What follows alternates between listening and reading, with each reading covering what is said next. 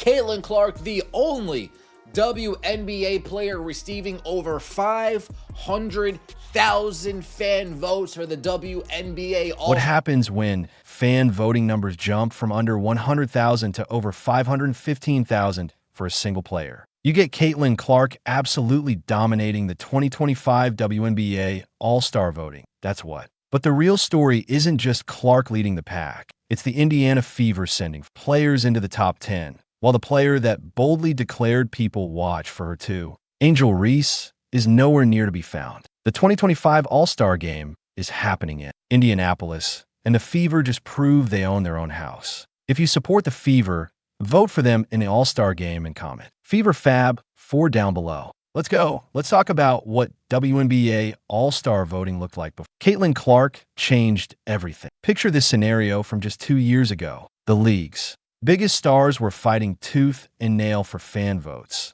The competition was tight. Every vote mattered because the numbers were so close together. Here's where it gets interesting. In 2023, not a single WNBA player reached 100,000 votes in All-Star voting. Not one. The entire voting process was contained within a much smaller bubble of dedicated fans. Only 8 players managed to cross the 50,000 vote threshold. These were respectable numbers for the league at that time, but they show you exactly how different the landscape was. You want to understand what these numbers really mean? Clark's 515,993 votes represent a fundamental shift in how fans connect with the WNBA. These aren't just casual observers clicking once and moving on. These are dedicated supporters who went out of their way to vote for their favorite player. The engagement levels show that women's basketball has broken through to mainstream sport consciousness. Compare Clark's voting power to other major sports all-star games,